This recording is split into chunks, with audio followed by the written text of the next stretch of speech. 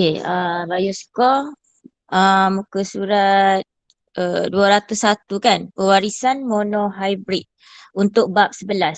Saya sepatutnya kan kalau biasa kelas biasa siapa tak buat, saya memang rotan lah. Lepas tu bersama-sama dengan buat revision ni sepatutnya semua nota telah persiap, sama ada awak ada buku nota ataupun awak ada buku revision bersama-sama dengan awak. Kalau saya buat kelas lah biasa bila kita dah start habis syllabus dan bermula dengan revision, itu yang biasa saya buat lah. Kalau awak tak siap kali ni, tak bawa apa-apa, saya pukul lah sekali kat tapak tangan ke, saya denda lah, tak kisah denda apa-apa. Uh, kalau awak tak bawa pula, katakanlah kali ni saya dah rotan sekali. Besok awak tak bawa pula kelas saya, ganda dua. Dia akan jadi ganda dua. So biasanya pelajar saya akan buat kerja saya. Tapi saya tak tahulah tahun ni macam mana. Sebab kita berrevision, kita start revision dengan keadaan PDPR. Uh, saya harap buat lah. Ras buat ke tak Ras? Sebab 11 ni Ras. Ras Hakim. Dengar ke tak? Buat cikgu. Ya, kau tunjuk, kalau suruh tunjuk gambar ni. Separuh. Buat separuh tengok ha. Kalau suruh tunjuk gambar, nasib baik dengan aku ke? Natasha buat Natasha. Buat. Alisha.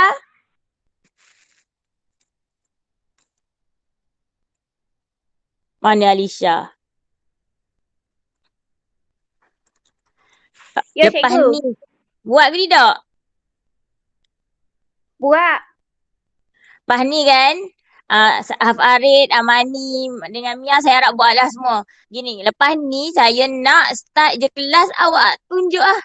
Tunjuk sebabnya bila saya suruh hantar pun ada yang tak hantar, berapa orang je yang hantar. Seorang ke dua orang je hantar. Bab sebelah ni saya tak minta lah. Hari tu saya suruh buat bab 12 rasanya. Yang tu ada seorang ke dua orang hantar tak ingat. Lain semua tak hantar, dia senyap je. Lepas ni kita start kelas. Awak tunjuk lah kat saya. Awak buka video awak tunjuk awak buat kerja. Kalau siapa yang tak hantar. Siapa yang hantar tak apalah, tak payah tunjuk. Siapa yang tak hantar hari tu, hari macam ada kelas macam hari ni, mula-mula sekali tunjuk. Tunjuklah. Awak guna telefon awak tu, awak tunjuk. Buku awak buat sampai awak dah buat sampai mana apa semua. Saya nak tengok juga sebenarnya betul ke tidak buat. Jangan duduk harap saya 100% kita belajar ni. Awak kena main peranan sebab awak yang nak periksa. Peranan awak lebih besar sebenarnya. Saya adalah membantu awak sahaja. Tapi siapa yang usaha lebih, maka dia akan dapat yang elok lah biasanya. So awak tolonglah. Tolong buat. Okay. So hari ni kita nak buat ulang kaji bab 11. Mungkin habis, mungkin tak habis. Kita depends lah tengok. Okay, jadi yang ni tak ada apa sebenarnya sebab ini macam nota je mula-mula ni. Definasi kacukan monohybrid. Okey, kacukan monohybrid adalah pewarisan yang melibatkan hanya apa ni? Jawablah, buka lah mic. Satu. Okey, satu kan kat sini. Satu. Oh, tulisan saya besar.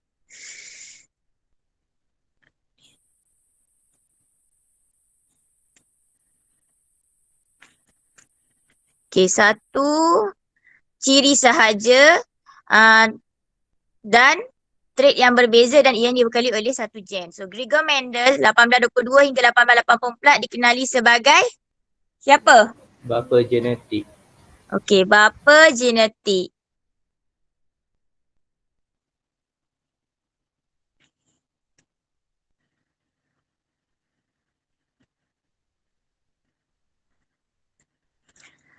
Beliau orang pertama dapat menerangkan mekanisme pewarisan secara saintifik. Okey, Mendel memilih pokok kacampis, Pisum sativum kerana ciri-ciri kacampis mempunyai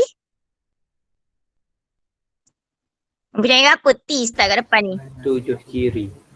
7 ciri, bukan. Siapa lagi nak try? Trait. Trait. Trait Okey, trait bertentangan yang nyata dan mudah dikesan. Okey, Mendel menyarankan teori bahawa ciri yang terdapat pada induk diturunkan kepada anak melalui gamet jantan dan gamet betina. Ini menunjukkan di dalam nukleus gamet tersebut mengandungi maklumat genetik bagi pewarisan ciri. So, kini faktor pewarisan yang menentukan sesuatu ciri itu dikenali sebagai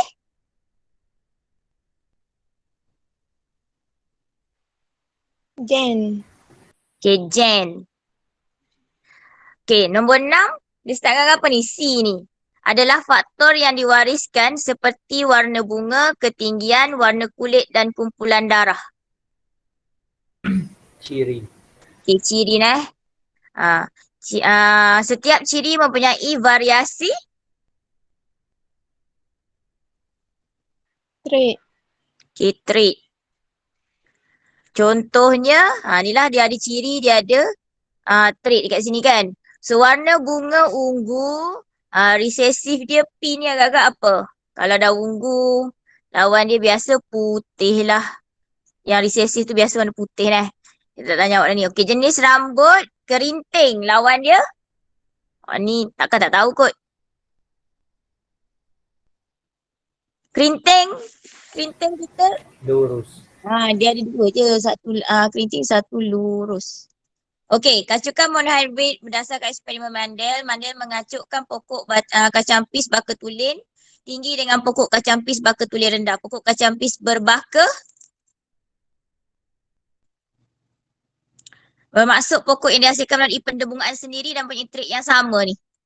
Dengan induk dari segi kandungan gen. Maksudnya dia sama ni. Trait sama dengan induk dari segi kandungan gen. Maksudnya pokok tu baka ke apa? Tulin. Berbaka tulin. Tulin. Apa dia baka tulin ni? Maksudnya kalau dia tinggi, T besar, T besar. Kalaulah dia rendah, kerdil, T kecil, T kecil. Tulin ni juga bermaksud dia adalah homozygot. Ada setengah buku dia tulis homozygous. Boleh eh? Kena ingat lah tu apa maksud tulin dekat situ. Maksudnya dia tak kacuk lah, dalam dia tu tidak hetero, huruf besar, huruf kecil, tidak. Kedua-duanya adalah mestilah huruf yang sama. So kita panggil itu adalah istilah tulin lah, baka tulin. Okey, nombor 3. Maka tumbuhan tinggi dengan baka tulin akan sentiasa menghasilkan anak-anak yang tinggi sahaja dalam pendebungan sendiri. Apa ni? Tumbuhan tinggi dengan baka tulin. Maksudnya T besar lah kat sini lah. Yang anak-anak yang tinggi sahaja dalam pendebungan sendiri. So, Rajah menunjukkan eksperimen yang dijalankan oleh Mendel. Okay, anak benih yang dihasilkan oleh generasi F ni apa? Apa benda F apa? Pertama. Lepas tu dia pun buat sebut F1. So, F1 adalah filal 1. Okay, F2 adalah filal 2. Juga membawa maksud generasi. Tapi kita tak guna perkataan generasi. Kalau kita kata kat sini generasi lah, anak generasi pertama, anak generasi kedua. Tapi dalam biologi, dalam istilah pewarisan, kita tak panggil generasi, kita panggil F, filal. F1, F2, F3. Apa dia? Itu adalah generasi lah sebenarnya. Filal pertama, filal kedua, filal dan seterusnya. Biasa kita buat sampai filal 2 je lah. Okey, so generasi filal pertama F1, mana mendapati semua pokok generasi F1 adalah berapa ni? Tinggi. Tinggi. Kenapa? Sebab T besar dia kacukkan pokok baka tulin tinggi. T besar lah. Kacuk dengan pokok baka tulin rendah. Dia kacuk dengan T kecil. So, dia akan dapat gen dia, kalau tengok sebenarnya macam ni. T besar, T kecil. So, bila kita buat, kita akan dapat, T besar, T kecil. Okay. T besar, T kecil. T besar, T kecil. T besar, T kecil. T besar, T kecil. So, semuanya akan dapat pokok yang tinggi. Inilah buktinya. Generasi filler pertama tu apabila kita kacukkan dia kan antara tulen tinggi dengan tulen rendah. Okay, then lepas tu dia akan dapat, kita kacukkan dia sesama sendiri, kita akan dapat generasi filal kedua lah.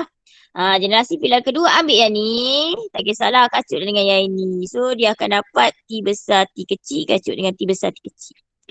So awak buatlah step yang sama, maka awak akan dapat pokok tinggi 3, pokok rendah 1. Nisbahnya 3 nisbah 1. Kalau dia tanya ke barang kalian 75%, tinggi 25% rendah. So kita balik ke soalan nombor 6. Apabila Mendel menanam 1064 pokok daripada biji benih generasi F2 yang ini, beliau mendapati 787 pokok tinggi dan 277 pokok adalah rendah. Nisbah pokok tinggi kepada pokok rendah ialah, awak orang macam mana nak buat? Awak ambil je 787 dengan 277. Nak buat mana dengan dua angka tu? 787. Kena buat apa? Nak buat nisbah ni. Siapa tahu? Kecil. Kecil kan? Oh, kalau saya lambat kecil kan? Boleh lah. Try lah kecil kan? Bahagi je. Ambil 787 bahagi dengan 277. Pilih yang paling hampir. So akan dapat, bila bagi 2 tu, 787 bagi 277, akan dapat 2.8 lebih. Dan kita bunda dia. Dia bunda yang tu jadi 3. 787 tu jadi 3. 277 tu jadi 1. So kita akan dapat nisbah dia berapa? 3 nisbah 1. 3 nisbah 1. Baca dia kata tinggi, rendah. Sebab itulah 3 nisbah 1. Kalaulah dia kata rendah tinggi, nisbah dia 1. Sorry, telefon saya jatuh.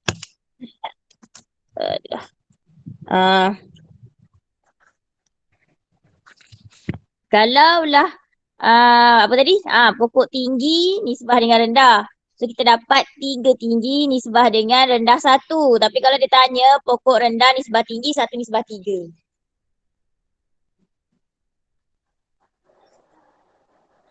Okey. So pokok rendah tidak terdapat dalam generasi F1.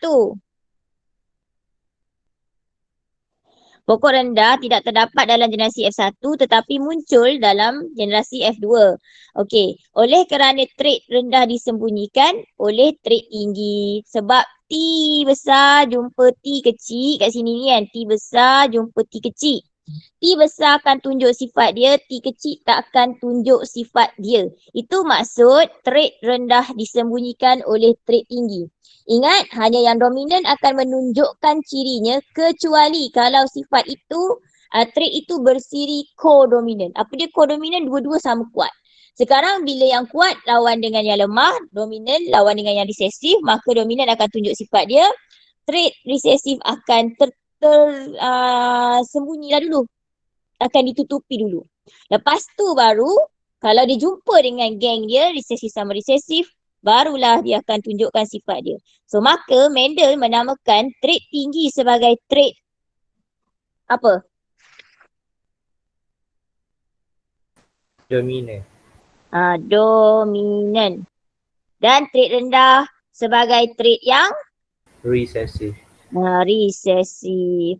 Okey, hal ini berlaku kerana dalam prinsip kedominanan, Mendel menerangkan bahawa bagi sepasang trait yang bertentangan, satu trait ditentukan oleh faktor pewarisan dominan. Manakala satu trait lagi bertentangan dengannya, ditentukan oleh faktor pewarisan yang resesif lah. So, faktor pewarisan dominan akan menindas, menindas kesan faktor pewarisan resesif. Oleh itu, faktor pewarisan resesif tidak kelihatan walaupun ia wujud bersama faktor pewarisan trait dominan pada induk dia yang asal. Okay, Mendel menggunakan kaedah ini untuk mengkaji trait yang lain seperti trait bentuk biji iaitu bulat berkedut, trait warna biji kuning hijau, keputusan yang sama pun dapat jugalah. So yang ini uji minda 1. Yang ini yang latihan, tapi yang senang je. Antara trait-trait berikut yang manakah digunakan dalam eksperimen Mendel? Mana yang digunakan dalam eksperimen Mendel? Antara warna daun, D. saiz buah, bilangan biji, warna bunga. D. Warna bunga. Warna bunga ni kan dia kata dia buat apa? Dia kaji bentuk biji, warna biji. Lepas tu yang ini dia asal-asal ni warna bunga ni, atas ni. Ini warna bunga ni mana dah?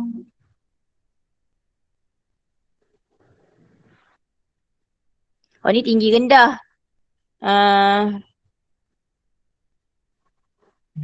Ada tak ada dalam ni tapi warna bunga tu termasuk. Bilangan biji, warna daun tak pernah. Memang saya tak pernah jumpa juga sepanjang saya belajar dan mengajar.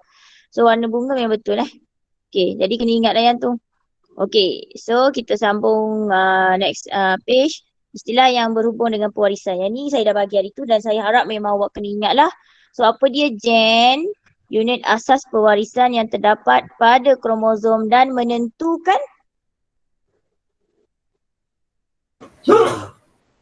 apa ni? Ciri. Ciri tertentu sesuatu organisma. Contohnya ketinggian pokok dan warna bunga. Gen terdiri daripada sepasang Alel. alel. Pada segmen DNA yang menduduki lokus yang sama dalam kromosom homolog. Okay, semasa kromosom Homolog. Masa pula dah sepasang Sepasang kromosom homolog berasal daripada induk ibu dan induk bapa. Maksudnya ni satu ibu dia, satu bapa dia lah. Okey, contoh. Gen untuk ketinggian pokok mempunyai 2 alel. Alel T besar untuk pokok tinggi dan alel T kecil untuk pokok yang rendah. Okey, apa dia pula alel? Satu ahli daripada pasangan gen yang terletak pada lokus tertentu pada kromosom yang mengawal trait. So contoh dia alel T besar untuk pokok tinggi, alel T kecil untuk pokok rendah ni lah. Hok ni kita panggil alel T besar, T kecil. Kalau sepasang alel ni dia mengawal ciri. Yang ni kita panggil dia gen. Gen untuk ciri apa. Okay, so tengok pula genotype. Komposisi apa ni? Gen. Komposisi gen. Sesuatu organisma yang tidak dapat dilihat. Merujuk kepada sepasang alel pada ciri tertentu. So phenotype pula adalah C tu apa? Ciri. Ciri yang dipamerkan pada suatu organisma. Ianya ditentukan oleh genotip lah. Okey, contoh fenotip bunga berwarna ungu. Fenotip bunga berwarna ungu ni, inilah. Okey, jadi kan, kalau fenotip dia bunga dia warna ungu, tapi dia punya genotype mungkin awak nak buat huruf apa? U dengan, kalau U besar, U kecil. Tapi biasa kita tak buatlah huruf U sebab takut keliru. Jadi biasa kita buat B besar, B kecil. B besar untuk ungu, B kecil untuk putih ke kan. Jadi kita nampak situ. Kita jarang guna macam huruf yang lebih kurang U. U besar dengan U kecil kan lebih kurang sama. Tak tahu beza apa. C besar, C kecil kita jarang juga guna. Lebih baik awak guna huruf yang memang berbeza lah besar dan kecil tu. Sebab nanti kan pemeriksa boleh keliru kalau awak wakilkan dengan huruf yang lebih kurang sama. Okay. So kita tengok semula. Okay. Huruf mewakili alel pada kromosom. Kedudukan gen pada kromosom dikenali sebagai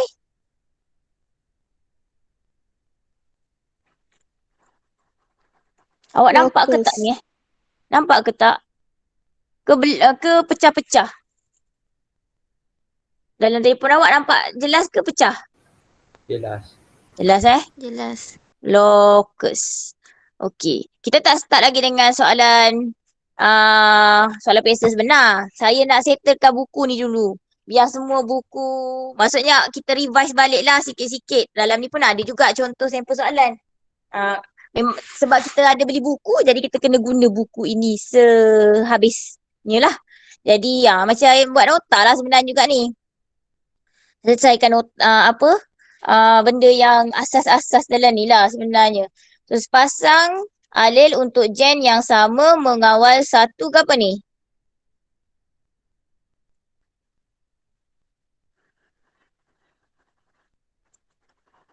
C ni mewakili? Ciri. Ciri lah. Ciri, contohnya ciri ketinggian pokok ni ada dah. Okey, alel dominan nombor 5. Alel yang mempamerkan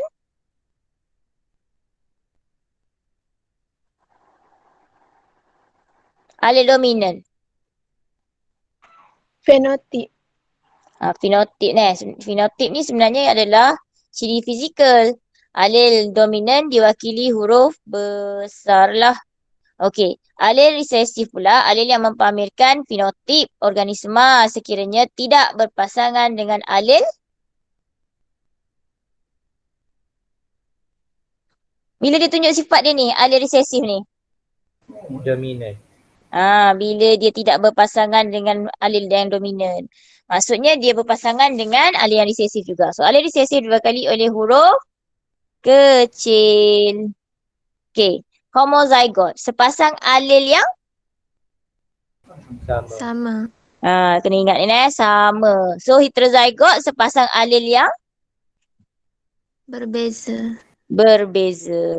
Ingat T besar, T kecil, T kecil. Homo, sama. Okey, T besar, T kecil tu berbeza. Jadi heterozygot. Banyak kali dah tu jumpa tu, harap janganlah awak tertukar pula. Okey, lengkapkan istilah genotyp. Genotyp pula. Istilah genetik. Yang sesuai dengan maksudnya. Okey, faktor yang diwariskan dan sifat tersendiri bagi sesuatu organisma. Awak jawab apa ni? Ciri. Okey, betul. Ciri. Variasi bagi ciri tertentu. Setiap ciri yang diwarisi terdiri daripada trait tertentu. Jadi? Trait. Generasi pertama iaitu dua individu yang dikacukkan bagi meramalkan atau menganalisis genotip anak hasil dari kacukan tersebut. Generasi pertama, kita panggil apa? Generasi induk. Generasi induk. Tulis penuh saya pendekkan je tu. Okey, generasi yang terhasil daripada kacukan berturut-turut dari satu generasi induk yang mempunyai baka tulen. Generasi filal. Generasi filal. Okey. Trait yang akan ditunjukkan atau dipamerkan apabila kedua-dua alel dominan berpasangan atau satu alel dominan berpasangan dengan alel resesif. Trait apa ni? Yang tunjukkan atau dipamerkan. Okey, trait dominan. Trait yang ditunjukkan atau dipamerkan apabila alel resesif berpasangan dengan alel resesif dipanggil trait resesif. Individu yang mempunyai dua alel yang sama untuk trait tersebut, hasil pendemungaan sendiri akan sentiasa mengekalkan ciri induk dalam dalam setiap generasi. So kita panggil apa ni? Baka tulen. Baka tulen. Hasil kacukan dua variati berbaka tulen. Hybrid. Okey, hybrid. Saya harap awak dapatlah semua ni. Okey, uji minda 3. Berdasarkan rajah di sebelah, lengkapkan jadual berikut dengan istilah genetik yang sesuai. Okey, apa jawapan awak? Untuk jenis rambut kerinting ni, genotype dia apa?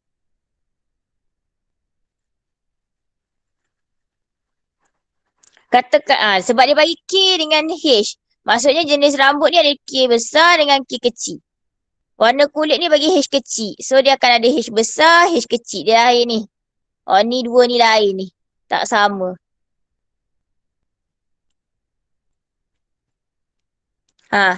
Untuk dapatkan rambut tu kerinting, kita punya genotype kena apa? Apa dengan apa? Tak faham K besar, K besar. K besar, K besar. Faham ke tak ni dia nak apa ni? Kalau ni je, satu je. Untuk dapatkan rambut kerinting. K Dia kena besar, ada, K kecil. dia kena ada satu lagi jenis iaitu K besar, K kecil. Okey, untuk hasilkan rambut lurus hanyalah huruf apa? K kecil. K kecil, K kecil. Boleh? Faham ke tak ni? So, ada resesi dia kat sini K besar, K kecil lah. Sini alih dominan dia H besar dengan H kecil. H besar tu dominan, H kecil tu resesif kan?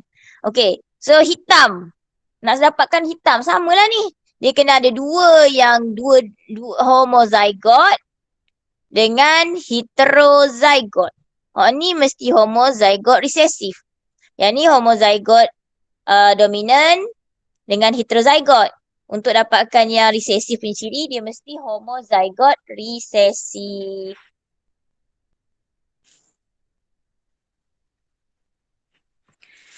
Okay, rajah kacukan pewarisan monohybrid. Ini 11.1 dia. Berdasarkan eksperimen dijalankan oleh Mendel, ia dapat menerangkan pewarisan ciri secara saintifik dan sistematik iaitu melalui rajah skema kacukan. Rajah skema kacukan monohybrid bagi setiap ketinggian adalah seperti berikut. Okay, ini sama je lah. Tak ada apa-apa ni macam saya buat tadi. So, ini nota saja.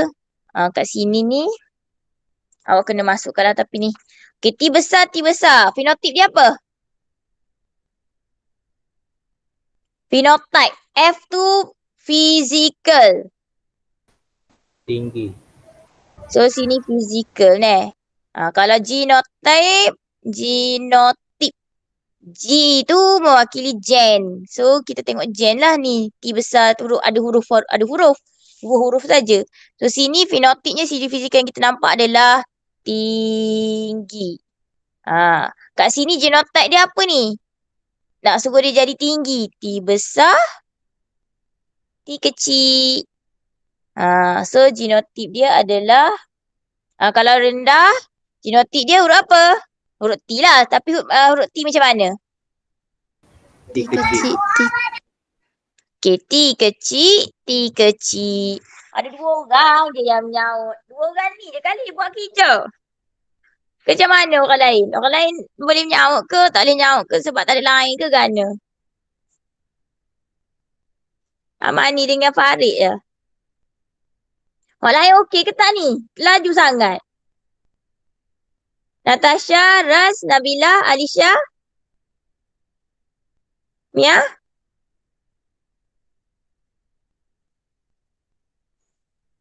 Ras buat sampai mana? Tak sampai dekat sini, Ras? Sampai aku. Sampai. Tak ada menyaut pun. Tak ada bagi tahu jawapan awak pun. Betul ke salah ke? Set dia cepat sangat aku. Dia cepat sangat. Yes, set dia dapat dah. Bagi ke set dia lah. Yelah tu. Nabila, Mia? Nabila ada Nabila. Nabila baru masuk tadi kan? Lambat sikit. Buat revision bab 11 Nabila. Ubah your score. Mia. Mia okey tak Mia? Okey. Alisha? Okey, cikgu. Natasha? Okey. Bunyilah weh lah. Jangan duk senyap sangat. Nasib baik ada dua orang. Kita buat revision ni. Awak cakap. Bukannya boleh buat apa-apa pun. Moga saya. Kalau saya, awak buat kalau kita tengah buat revision dan awak buat salah, walaupun di sekolah, saya tak buat apa-apa pun kat awak sebab kita tengah belajar. Biar salah waktu ni, jangan salah waktu periksa sebenar. Jadi, awak bagi tahu je apa yang awak tulis. Kita boleh baiki sama-sama. Kita boleh belajar macam mana boleh silap. Lepas tu macam mana orang yang betul tu boleh betul.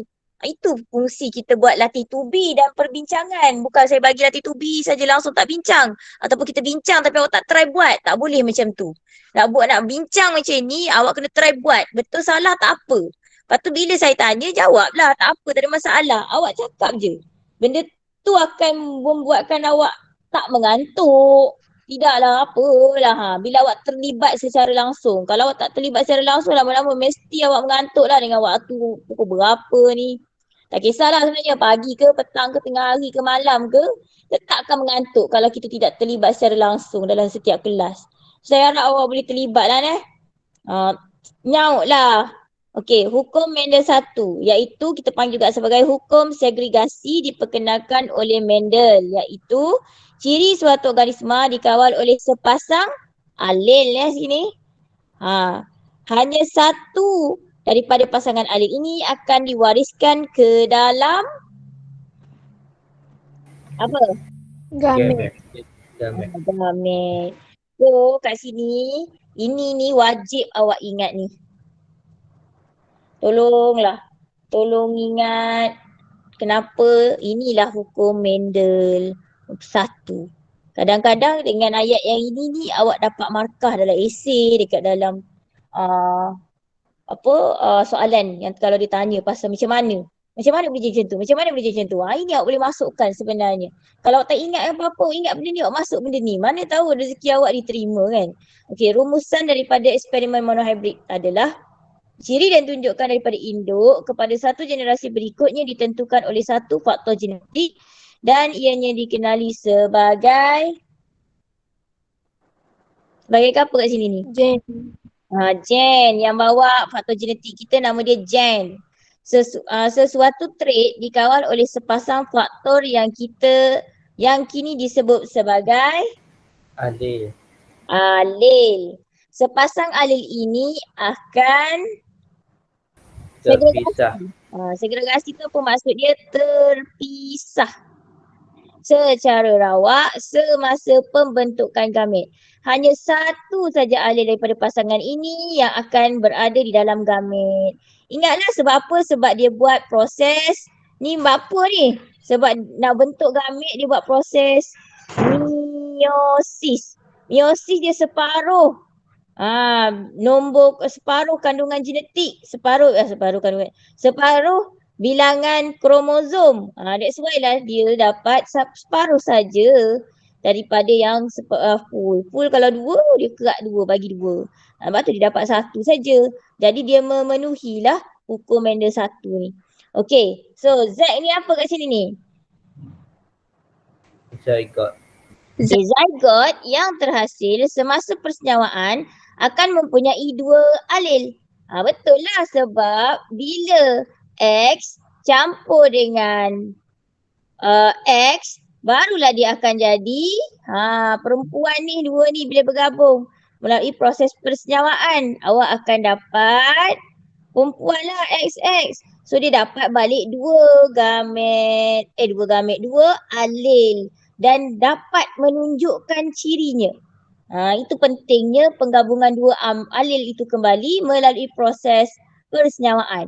Dia terpisah semasa proses meiosis ataupun dia ikut hukum Mendel 1 kan. Lepas tu nanti dia akan combine balik semasa proses persenyawaan. Sebab tu lah bila kita buat gambar rajah pokok, time dan proses meiosis kena tulis meiosis. Kalau time dia gabung balik, kena tulis perkataan persenyawaan tu. Wajib tulis sebab kat situ pun kadang-kadang markah akan dibuang kerana awak tak tulis. Jadi dia mana ada separuh-separuh. Dia ikut tik kadang-kadang tu. Dalam gambar rajah ni ada tik. Ada berapa tik? Tak cukup tik genap, tak dapat markah awak. Okey. So persenyawaan berlaku secara rawak. Maka kombinasi genotype yang homozygote dominan akan menunjukkan trait dominan. Manakala homozygote dominan dah ada, satu lagi homozygote resesif akan menunjukkan trait resesif dan homozygote yakni heterozygote kombinasi satu alel dominan dan satu alel resesif akan menunjukkan trait dominan. Kenapa? Sekali lagi sebab alel resesif akan dilindungi, akan ditutupi dia punya ciri oleh alel dominan. Kenapa? Sebab alel dominan tu menindas ciri pada alel resesif. So dia tak boleh tunjukkan sifat dia. Okey, uji minda 4. Alel untuk rambut kerinting bagi manusia adalah dominan. So Ni kat sini maklumat ni, kerinting dominan terhadap alel untuk rambut lurus. Seorang lelaki berambut kerinting adalah heterozygot, manakala isterinya adalah berambut lurus. Kebarangkalian anaknya berambut lurus. Okey, jadi kita tengok. Kita ada, katalah kita buat huruf K besar dengan K kecil. K besar untuk kerinting, K kecil untuk lurus. Okey, suami ni, seorang lelaki tu dia kata heterozygot. Heterozygot maksudnya K besar, K kecil. Kacuk dengan isterinya adalah berambut lurus. K kecil, K kecil. Situ maklumat kita dapat. Isteri dia rambut dia lurus. So kita dapat ni. K kecil, K kecil. Yang ini kita dapat K besar, K kecil.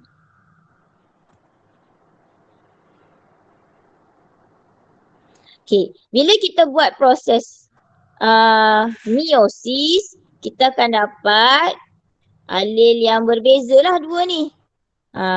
Satu K besar, satu lain tak nampak. Okay, kita akan dapat satu K besar. Apa tak nampak juga.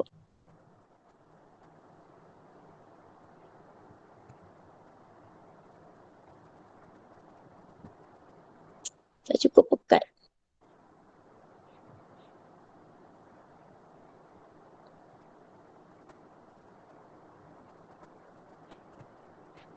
K besar, K kecil. K kecil, K kecil. Jadi awak pun buatlah. So awak akan dapat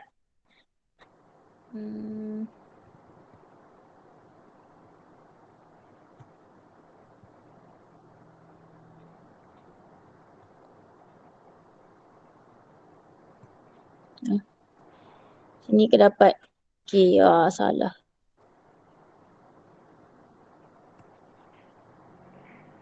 Wait, sini tak dapat payah sikit. Yang ni K besar, K kecil. Buatlah ni K kecil, K kecil, K kecil, K kecil. Awak akan dapat macam ni. So, awak akan dapati anak dia 50% rambut lurus ni. Ni lurus. Yang ini kerinting. So, sama banyak ni, 2/2 ataupun 50%. So, kebarangkalian mendapatkan anak berambut lurus adalah separuh. 1/2. Berapa? Semua ada 4. Ada berapa lurus 2. Bila kita kecilkan, kita dapat 1/2. Boleh juga. So, kita dapat yang ni lah. C. Dapat C tak? Semua orang? Dapat. Senang je kan? Benda ni. Tak susah pun. Okey, uji minda 5. Yang ni kan biasa dia tanya dalam soalan objektif ni. Pada pokok, yang tadi soalan tadi pada pokok kacang peas, alel bagi biji benih licin B besar adalah dominan terhadap alel bagi biji benih kedut. B besar, B kecil lah ni. Dua pokok yang heterozygot dikacukkan. Bila dia kata heterozygot tu kita tahu B besar, B kecil. B besar, B kecil. Dikacukkan sesama sendiri dengan bantuan raja skema pewarisan. Sebenarnya soalan ni dia tak ada raja skema ni. Awak kena buat macam yang saya buat ni. Tapi soalan ni dalam buku ni dia dah buat siapkan untuk awak. Jadi senang lah. Patutnya memang awak kena buat ni. Sebab tu saya kata kat sini sepatutnya awak kena tulis proses dia meiosis. Kat sini awak kena tulis proses persenyawaan. Kalau soalan tu pergi kepada soalan esei macam ni, awak lukis ini semua markah. Markah lah ni. Awak buat ni dapat markah, awak ni markah. Tapi markah dia bukan satu-satu. Dia depends lah tengok markah. Kalau markah tu memang 4, bila 4 maksudnya ni semua akan jadi markah awak ni betul-betul. So kalau 4 ke 5 dia akan jadi satu-satu. Kalau lah dia banyak tik, tengok dia ada kiraan dia. So sayang lah kalau awak tak tulis benda-benda yang macam simple tapi sebenarnya sangat penting. Apa tak pekat ni biasa pen saya guna. Saya rasa saya guna pen yang sama dah. Okey, sambung balik kat sini. So kita dapat B besar. Besar pula. B besar, B kecil, B besar, B kecil. Okay, so B besar, B kecil, B besar, B kecil, B besar, B kecil, B besar, B kecil. Okay, betul ke tak ni? Salah lah. Ini B besar, B besar. B besar, B besar, B besar, B kecil. B besar, B kecil. B kecil. Oops. B kecil, B kecil. So kita akan dapat sini, ni berapa peratus? 75%. Yang ini 25%. Kenapa dapat 75%? Sebab sebenarnya dia adalah 3/4. 1, 2, 3. 3 ada berapa semua? Ada 4. So 1, 2, 3 masuk sini. Yang ini 4, 1/2. Yang ni masuk kat sini. So sini ya. So, kita akan dapatlah 20 kali dengan 100. Kita akan dapat 25%. Yang ni pun sama kali dengan 100. So dapat 75%. Faham ke? Itu dah ajar ni ke? Faham. Okay. Okay, next ialah uji minda 6. Raja di sebelah menunjukkan lalat buah Drosophila. Lalat ni lah saya buat eksperimen dekat EU dulu. Buat eksperimen ni boleh tunggu lalat ni menetas. Bertelur sampailah dia menetas. Lepas tu tengok mata. Betul, tengok cek mata dekat dalam balang tempat dia. Sebab lalat ni, Drosophila ni, dia hanya ambil masa kata saya seminggu ke 2 minggu untuk jadi dewasa. So daripada dia start kita kacukkan dia tu, lepas tu dia dapat telur, lepas tu telur dia menetas memang sekejap. So awak memang boleh kira tau. Lalat tu warna apa ikut mata dia. Seronok belajar kat you. Jadi belajarlah betul-betul. Biar boleh masak you. Kalau nak jadi doktor tak belajar lah macam ni. Saya sebab jadi cikgu. Saya buatlah eksperimen ni. Awak jadi saintis ke apa-apa. Buatlah eksperimen yang berkaitan ni macam ni. Jadi doktor takkanlah nak pergi tengok mata lalat kan. Baik dia tengok mata manusia yang sebenar. Dia lain lah kos dia tu. Tapi yang saya royak tu sebab nak jadi cikgu dia adalah kita ada buat eksperimen ni. Okey, raja di sebelah menunjukkan ladat buah Drosophila melanogaster bersayap normal iaitu panjang. Okey, yang ni dia cek jenis sayap dan bersayap vestigal. Alel bagi sayap panjang adalah dominan terhadap alel bagi sayap vestigal. Vestigal ni dia macam besar sikit kembang gitu. Okey, yang ni sayap normal lah, panjang biasa. Okey, so berikut menunjukkan kacukan induk P dan ke generasi filial pertama. Okay, jadi kita dapat P tu, induk P, lalat bersayap normal, kacuk dengan lalat bersayap vestigal. So kita dapat filial pertama tu, generasi pertama 10 lalat bersayap normal, 11 lalat bersayap vestigal. So lebih kurang sama je, dia punya banyak bilangan tu, maksudnya nisbah dia adalah 1:1. Jadi apa yang 50% lah. Gapo akan dapatkan dia 50% ni.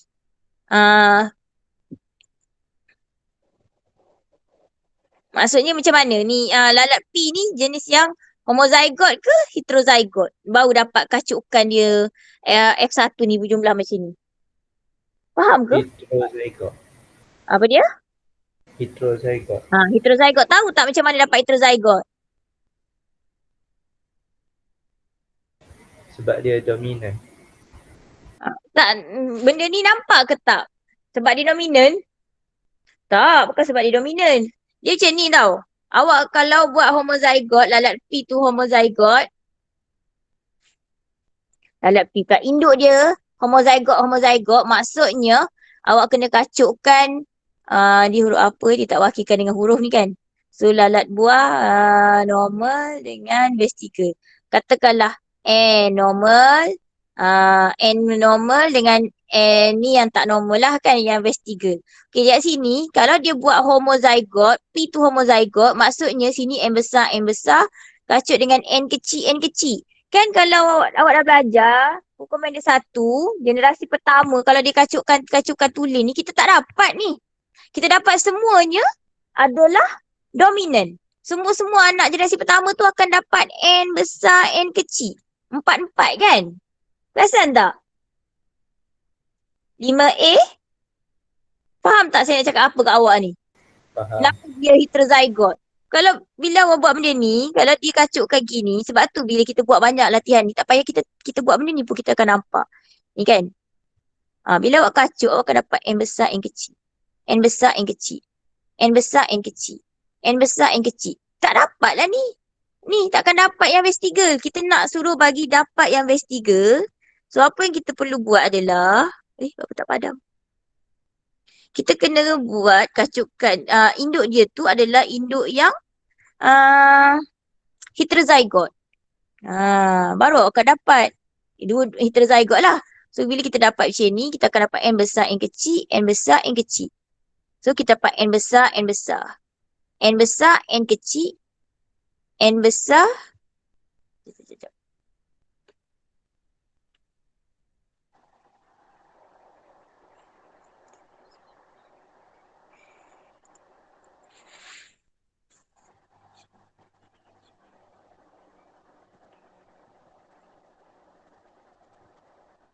Mana silap ni?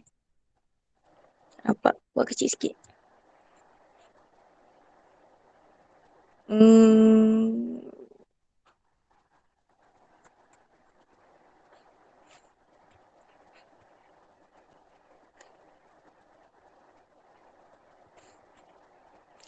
Lalat bersayap base 3 ni mesti N kecil, N kecil. Silaplah saya.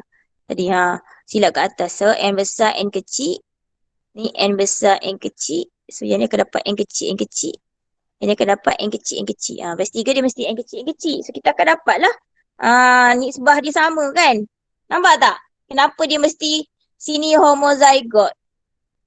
Homo pula dah hetero. Normal tapi dia hetero. Ni betul lah base 3 tu dah memang dominan. Kita tahu dah dia N kecil, N kecil. Yang ni tak boleh jadi homozygote dominan. Dia mesti heterozygote. So dia punya kod genetik mesti N besar, N kecil. Okey, lepas tu dapat 10 lalat bersayap normal. 11 lalat bersayap base 3. Dia tanya F1 tu. F1 yang base 3 ni mesti N kecil, N kecil dah. Yang bersayap normal tu pun awak akan dapat N besar, N kecil. Jadi lalat P homozygote ni salah dah terus ni kita potong. So jawapan A dengan D dah salah. Tinggallah heterozygote B dengan heterozygote C. So lalat F1 heterozygote, lalat F2 homozygote. Dia nak P bersayap normal dan bagi lalat F1 normal, hot normal. So jawapan awak apa? Daripada sini dia nak normal. P yang bersayap normal dan bagi lalat F1. Awak jawab apa? C. Homozygote kan? Sebab dia nak yang base 3 tu. Okey, jadi so jawapan dia C. Kena baca betul-betul lah soalan ni. Okey, next ialah uji minda 7. Lengkapkan rajah skema kacukan berikut. Okey, yang ini ni apa ni, proses apa ni kat sini? M ni? Meiosis. Meiosis. Okey. Ni apa ni? G ni? Gamet. Gamet. Gamet apa dapat? Sini T besar, sini T kecil. Dia ringkaskan dah ni. So kita akan dapat T besar, T kecil. Kacukkan sesama F1. So T besar, T kecil lah. Okay. Jadi kita akan dapat sini T besar, T kecil. T besar, T kecil. Masuk je lah.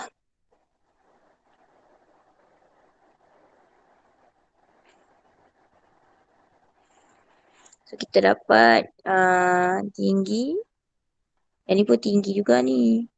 Cuma genotip dia je lah lain. Sebab tu dia duduk dua kat sini ni rendah. So pokok tinggi ada berapa? 3. Pokok rendah ada berapa? 1. Kalau peratus kebarangkalian kena 3/4 kali 100. So dapat 75%. Yang ini 1/4 kali 100. Dapat 25%. Saya sangat-sangat berharaplah awak mahir buat benda ni. Rugilah kalau tak mahir buat benda ni. Sayang sangat-sangat. Okey. Uji minda 8. Lengkapkan jadual di bawah. Jika U alel dominan untuk warna ungu, U kecil, ni U besar lah. Ungu U kecil alel resesif untuk warna bunga putih. Okey, jadi yang ini. Oh ni ke, kalau lah awak ni kalau awak tak berani, awak memang buatlah satu-satu. Memang terpaksa buatlah satu-satu. Tak ada masalah. Cuma dia ambil masa je lah. Tapi itu lebih baik daripada awak salah buat. U besar, U kecil, kacuk U besar, U kecil. U besar, U kecil, U besar, U kecil. Lebih kurang sama. Kena buat. Tak ada ni.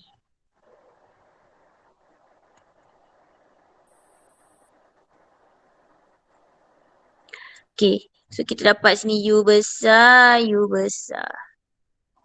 U besar.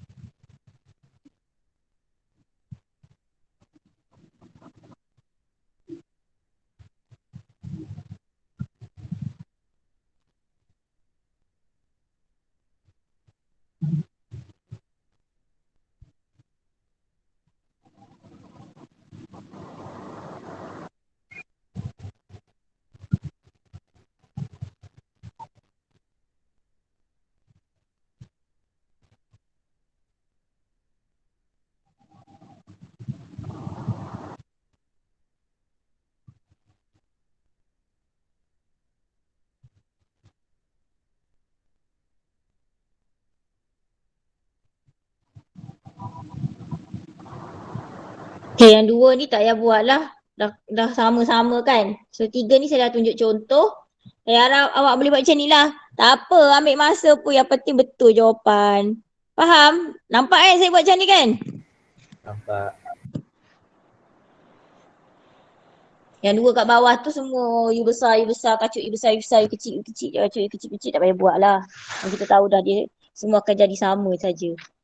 Awak boleh buat 4 U ataupun buat semua U besar, U besar. Yang ni pun semua U besar, U kecil atau 4. Macam ni buatlah 4 U kecil. Tak apa sama mana-mana pun. Okay. Kita masuk kepada pewarisan dihybrid. Okay, pewarisan dihybrid melibatkan 2 alel dalam satu kajian kita lah. Okay, bukan dua jenis alel, 2 jenis ciri. So ada alel yang terlibat, 2 lah huruf sebenarnya tapi jadi 4 kat sini kan. So kat sini tak ada masalah pun. Yang ini awak akan dapat TT PB.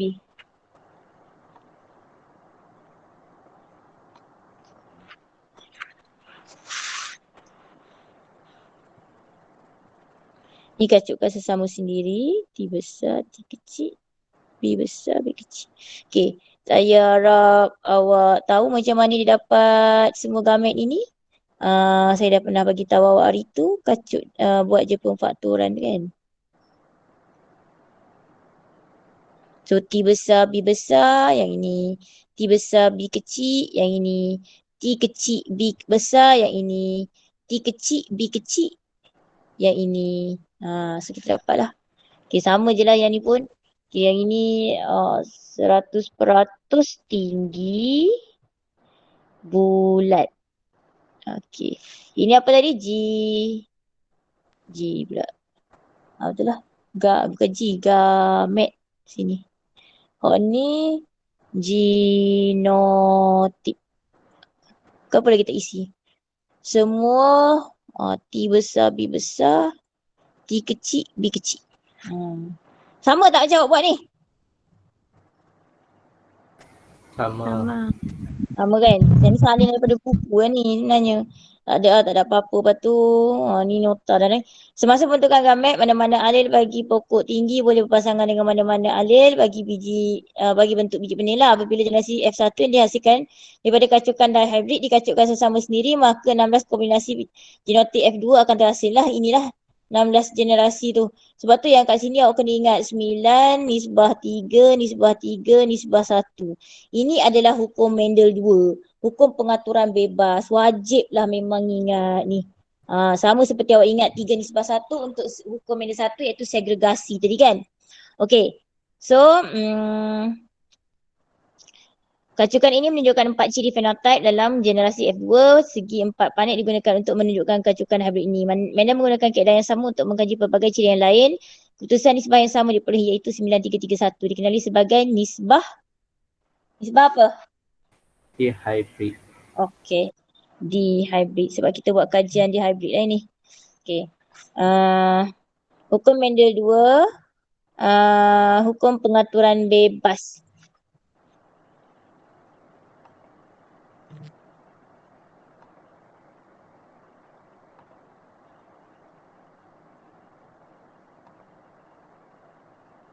Sekejap ni.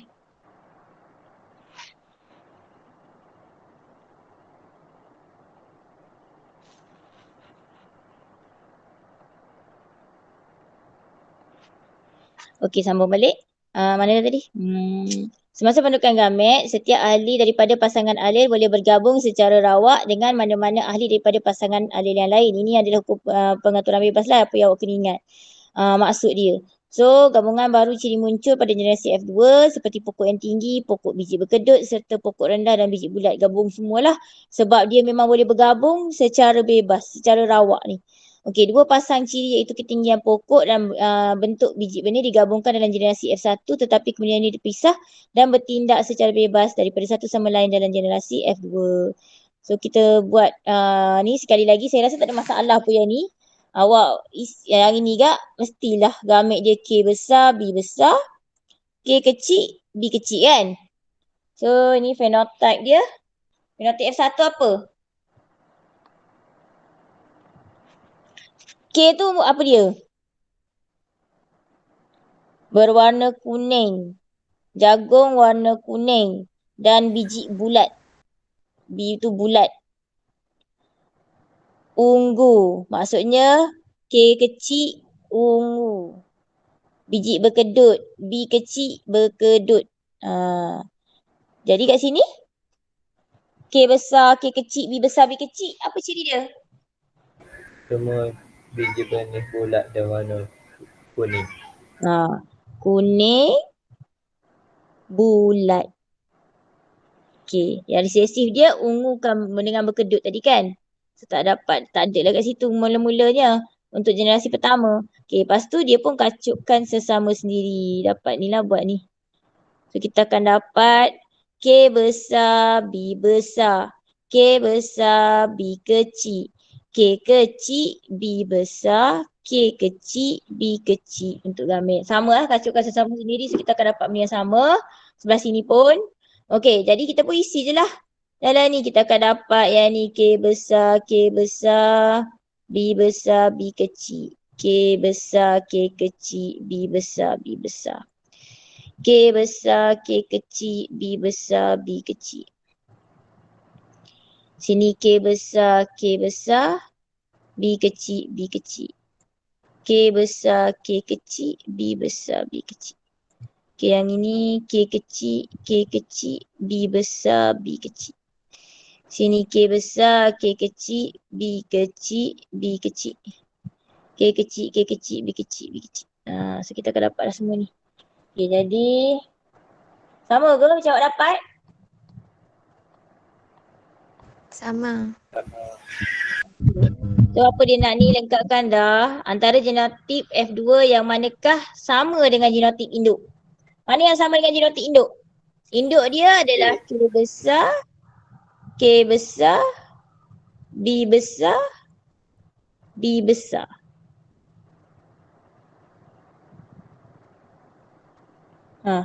Mana yang sama? A. A. Satu lagi induk dia. Ini induk yang ni. Ni satu lagi. K kecil, B kecil lah satu. Ada dua induk. P. Jadi P. ni kan. P. A dan P. Nyatakan genotip F2 yang sama dengan fenotip induk kepada F2. Nyatakan genotip F2 yang sama dengan fenotip induk kepada F2. Fenotip induk F2 ni, dia nak yang ni. K besar, K kecil, B besar, B kecil. Hak mana?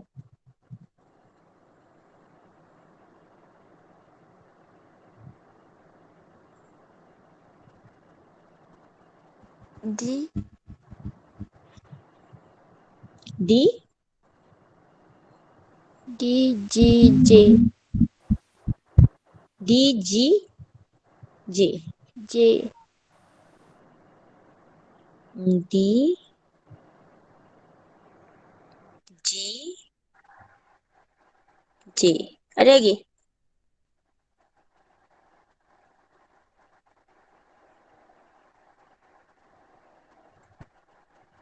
Tapi kan dia nak fenotip tau. Bukan dia nak genotip ni. Oh perasan. Oh ni dia nak genotip. Kita tengok ni. Kalau dia nak fenotip, maksudnya ada lagi ni. Betul dah tapi nak lagi. Fenotip ni maksudnya kita kena tengok fenotip dia ke apa ni? Kuning, bulat.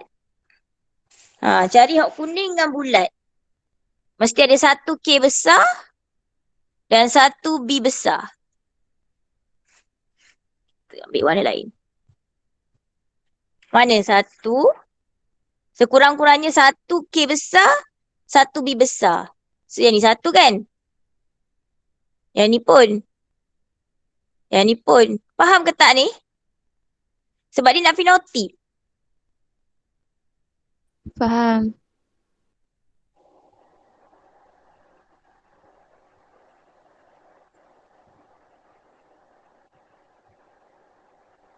Lagi tak? Ada lagi tak? Jadi A, B, C, D, E, F, G, H tak, I, J dia. J. K tak, L tak, M. F tak cikgu. F. Mana F? K besar. Oh betul-betul. F tak. Salah. Salah. Ada lagi yang saya salah. Kita ada A, B, C, D, E, G, I, J dan M. Betul? Ada Betul. lagi tak? Tertinggal ke salah ke? Betul. Tak ada. Tengok kat situ lah. Jangan. Awak tengok ni beza antara maksud genotip dengan fenotip. Saya pun dah tertukar. Okey, tentukan kebarangkalian memperolehi jagung kuning. Biji bulat dalam generasi F2. Kuning bulat. Jadi dia nak fenotip je ni. Ni ada berapa ni? 1, 2, 3, 4, 5, 6, 7, 8, 9. Kebarangkalian bukan dalam bentuk peratus, dalam bentuk pecahan. 9 per semua sekali ada 1, 2, 3, 4. 1, 2, 3, 4. 16. 4, 9 per 16. Okey. Berdasarkan kepada hukum Mendel, terangkan nisbah anak-anak yang terhasil dalam generasi F2. Oh, banyak ni. Nisbah anak-anak. Semua. Awak kena bagi tahu yang kuning, bulat, nisbah dengan kuning berkedut, nisbah dengan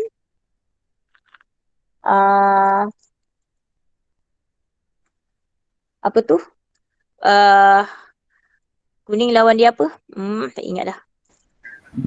Dia kecil dia apa? Hijau. Ungu Ungu kan? Hijau ke? Dia kecil tadi. Ungu.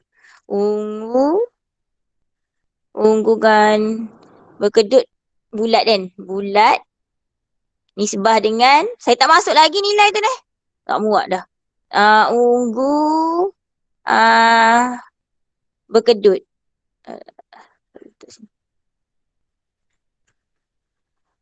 Ungu berkedut. Tulis dulu. Lepas tu apa kira? Kuning bulat dah tahu dah 9. Masuklah nilai dia 9. 9. Kuning kuning berkedut. Mana kuning berkedut? Kuning berkedut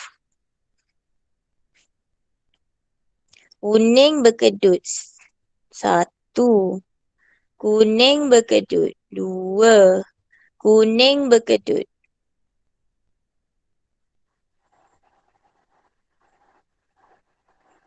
Sepatutnya 9331 ni. Mana satu lagi kuning berkedut? Okey, besar.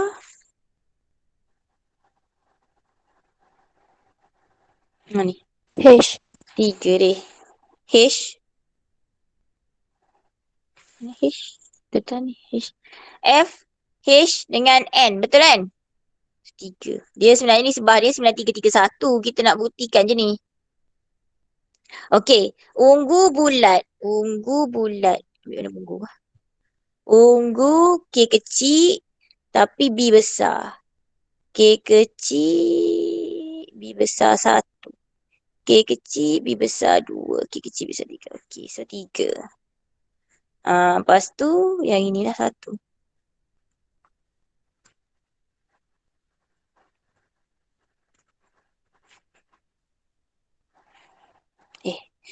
Pula ni.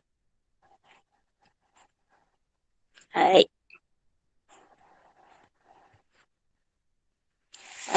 So 9, 3, 3, 1. Tapi awak kena tulis ni. Kuning bulat, kuning berkedut, ungu bulat, ungu berkedut.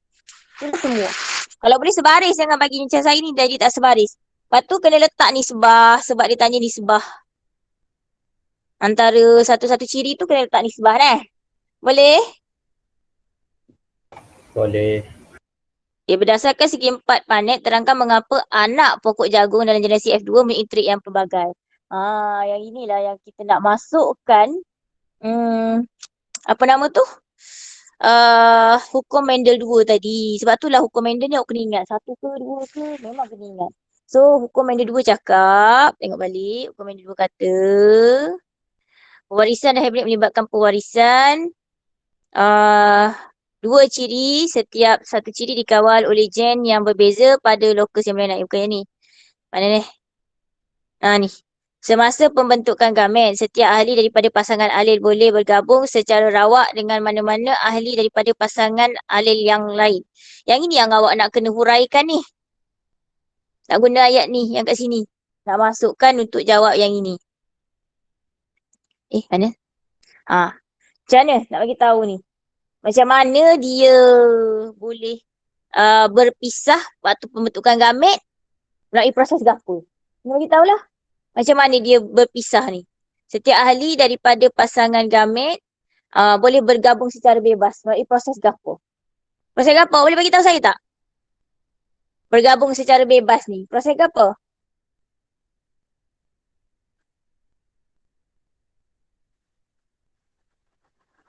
Lima A?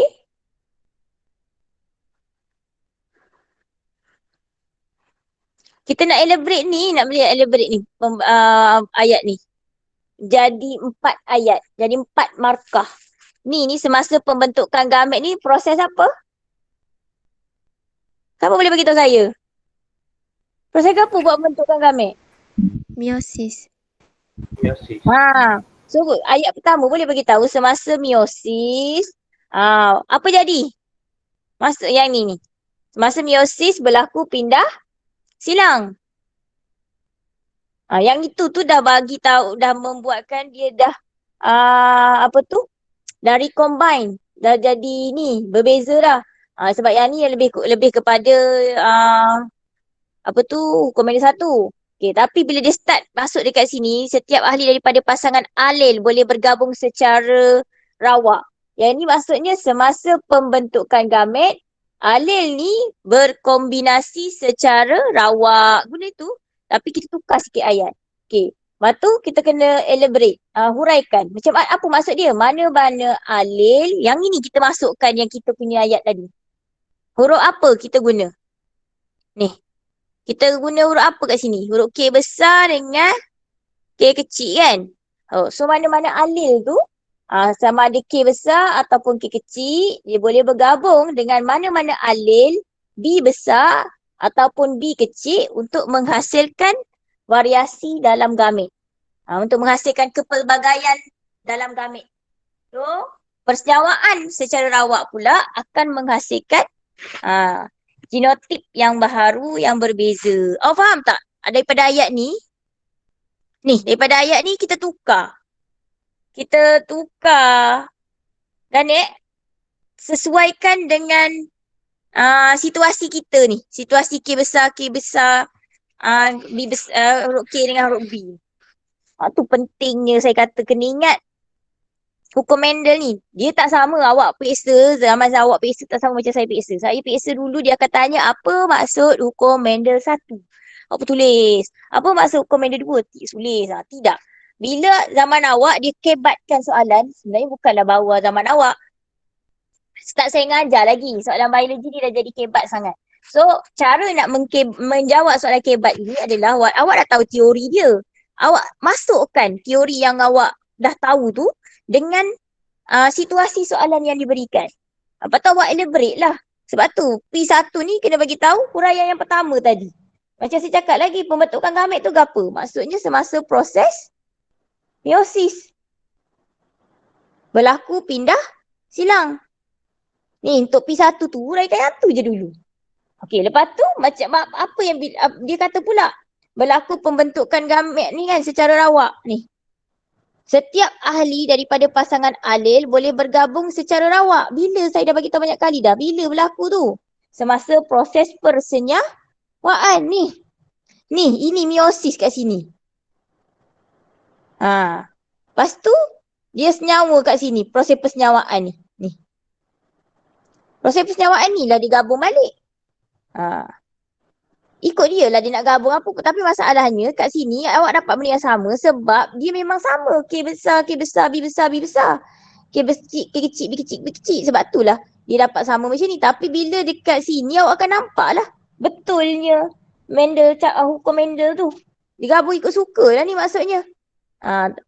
Awak tak boleh nak buat apa. Kena buat kebarangkalian gini dalam petak segi 4 panet. Faham ke? Cara nak jawab ni? 5A? Tak nampak lagi. Tak. Tak nampak? Cuba awak tulis hukum Amendment 1. Tulis hukum Amendment 1 dekat bawah ni. Dekat ayat ni, dekat sini bawah ni tulis. Semasa pembentukan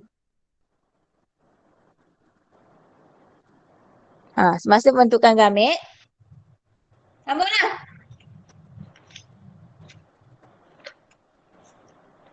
Awak kena hafal tau. Saya tak hafal. Saya tak periksa. Imae. Setiap ahli daripada pasangan alil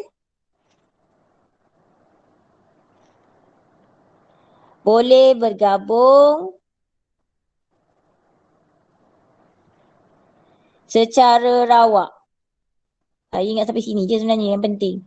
Okey, sekarang ni awak elaborate ayat ni. Tukar. Elaborate tu maksudnya tukar ayat tu jadi ayat awak. Ni. 1 markah. Ni 2 markah. Awak tak boleh tulis benda ni macam ni dekat dalam ni. Direct. Boleh. Kalau tak ingat sangat tulislah. Tapi 2 markah je lah awak dapat. Kalaulah awak nak suruh pemeriksa kata, oh budak ni memang faham. So dekat sini awak bagi tahu semasa pembentukan gamet. Apa yang berlaku semasa pembentukan gamet? Proses apa? Semasa proses meiosis lah ni. Semasa proses meiosis. Yang boleh tukar-tukar gamet ni sebab berlaku pindah silang.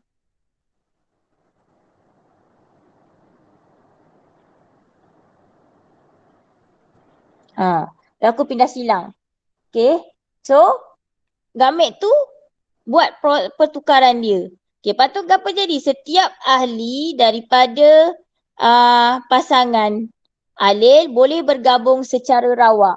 Okey. Lepas tu kita pun berkata dan semasa persenyawaan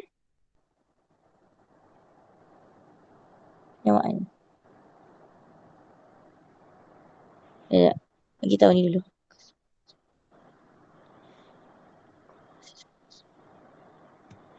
Okey, dan alil bergabung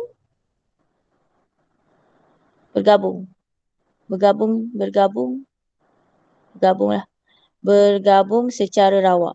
Ambil je lah ayat dia tu. Bergabung secara rawak. Tak apa awak tulis bawah. Tak apa.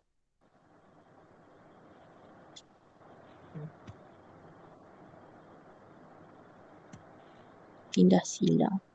Okey.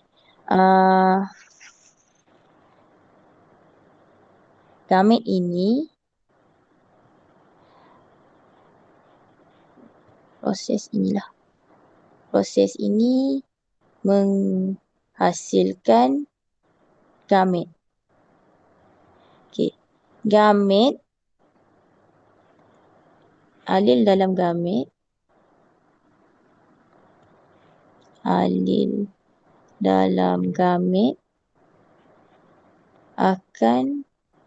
bergabung secara rawak. Ambil yang tu je lah. Ambil yang tu sama-sama. Okay, lepas tu baru awak masukkan ayat ni. Guna yang KK tu.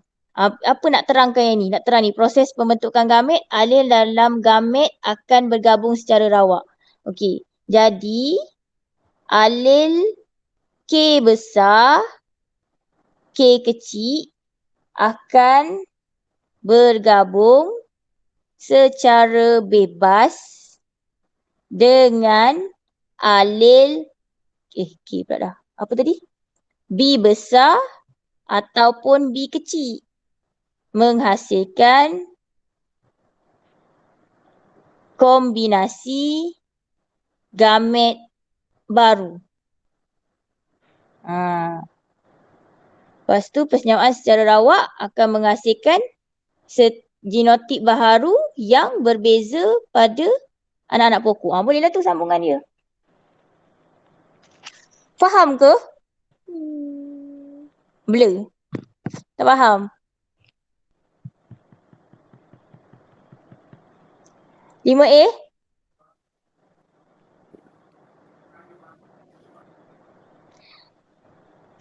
Oh, tak boleh nak masuk lagi ni. Ni kan sebenarnya kalau awak dah tahu kan cara nak hurai benda ni, awak akan guna ayat ni je. Setiap kali awak jumpa soalan genetik ni. Semasa proses meiosis berlakunya proses pindah silang. Proses pindah silang ni dia akan menghasilkan gamet yang mempunyai kombinasi alel yang secara lawak lah, sebab dah dia buat proses pindah silang tu dia ikut suka je awak tahu kan proses pindah silang, dia bersilang ni dia ikut suka je. Dan lepas tu bila dia buat proses persenyawaan ni dia akan gabung pula secara rawak juga. Maksudnya ikut suka dia juga. Cumanya awak kena masukkan huruf ni. Ni penting. Ini yang menjadikan jawapan kita tu spesifik. Ni penerangan dia. Kalau lah dia tanya pasal macam mana anak lelaki dengan anak perempuan, awak masukkan je lah. Kena royak, kena bagi tahu alel apa yang terlibat dalam soalan tu. Apalah, nanti kan awak akan jumpa soalan, awak akan dapat rupanya jawapan dia lebih kurang sama je. Datang satu alel daripada induk, boleh juga tukar tu. Satu alel daripada induk, katalah alel K daripada induk akan bergabung dengan alel K besar lah. Bila saya sebut ni kena K besar kan, awak tulis K je, huruf besar. K besar daripada induk akan bergabung dengan alel K kecil daripada induk lah, satu induk lelaki, satu induk perempuan. Yang tu kalau guna untuk terangkan hukum Mendel 1, kita guna juga. Dia depends lah nak bagi tahu. Kalau nak detail lagi memang kena cerita daripada induk lah. Induk main mana. Awak akan biasalah dengan soalan ni nanti. Trik dia nak ambil macam mana. Tak faham 5A? Faham dah. Ya ke faham?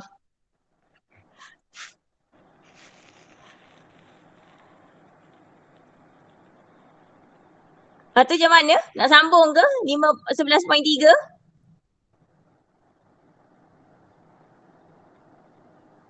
Banyak lagi. Nak sambung 11.3 ke nak sambung hari Rabu? Pukul 5 dah ni. Rabu. 5A? Sampai Rabu. Sambung hari Rabu cikgu. Pastikan siap ni. 11.3, 11.4.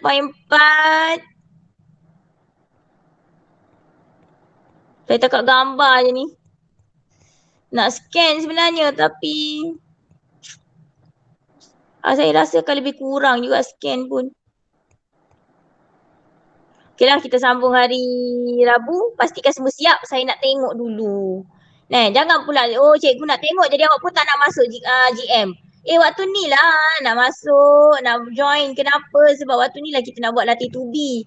Awak akan apalah buat macam ni kan. Tapi yang ini yang saya buat seumpama. Setiap tahun saya akan habiskan, kalau ada modul lah. Tapi biasa saya tak pakai modul kelas biologi. Kelas sains memang saya ada. Kadang-kadang pakai modul. Saya suruh beli buku nota macam ni. Memang saya akan habiskan sebab kita beli buku bayar benar. Modul bioscore ni lagi lah mahal. Jadi kita pun habis dulu. Kita pun habis awal kan silibus. Jadi jangan risau. Latihan akan diikuti dengan latih 2B soalan PSA sebenar lah lepas-lepas ni.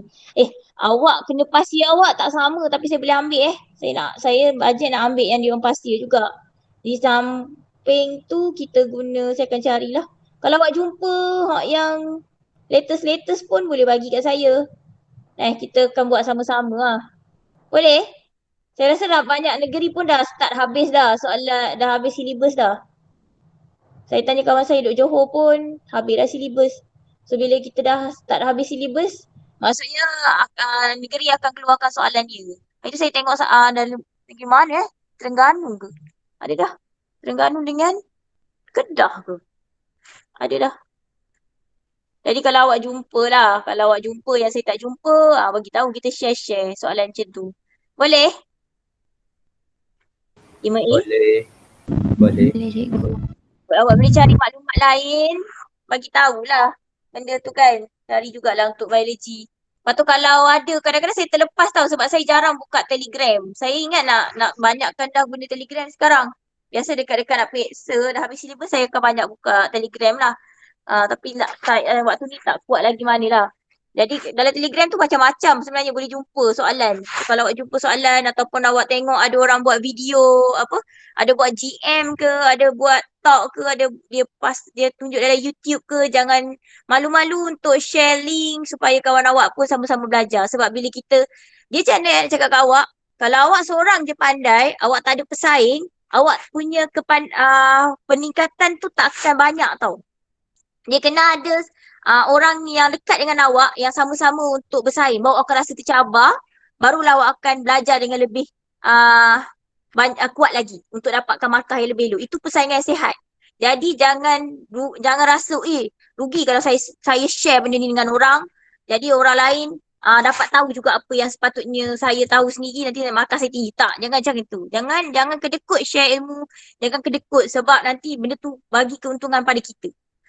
Sebab tu persaingan sihat sangat penting dalam, tak kisahlah time kita belajar ataupun time kalau kita sukan pun sama, dia kena ada pair yang best, baru dia akan lagi tinggi, lagi akan nak buat yang lebih elok.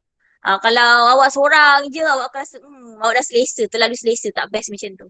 Dia kena ada sama-sama. Lepas tu dia ada kena teamwork dalam kelas kita, sama-sama share tu, barulah kita akan rasa seronok belajar. Bila seronok belajar, barulah awak rasa tak rasa terbeban masuk kelas.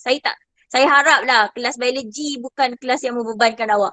Bila awak suka, tertunggu-tunggu nak masuk kelas, awak akan rasa seronok, baru senang ilmu tu nak masuk sebenarnya. Saya harap kelas saya macam tu lah. Saya pun tak tahu macam mana nak buat PDPR ni jadi menarik. Tapi kita sama-sama try lah. Tu je lah yang boleh saya cakap. Okay, terima kasih sebab join kelas saya hari ni. Berapa orang ni? 2, 4, 6, 7 orang. Harap-harap hari Rabu jumpa lagi. Orang yang sama dan bertambah. Alisha Sokmo tak ada hari Rabu sekarang. Alisha? Ada ke tak ada ni? Ya, cikgu. Hari Rabu ada kelas biologi tau. Bukan tak ada. Awak semua hari Ahad ada, hari Rabu tak ada. Masuk tu kelas tu. Amani, Natasha, Ras, Mia, Farid, semua yang lain saya harap kita jumpa pula hari Rabu ni lah. Okay, terima kasih. Kita sudahi kelas kita ni dengan Wal'as. Di atas bagi barang. Okay, lepas tu siapa yang dah siap baca doa boleh live lah. Assalamualaikum.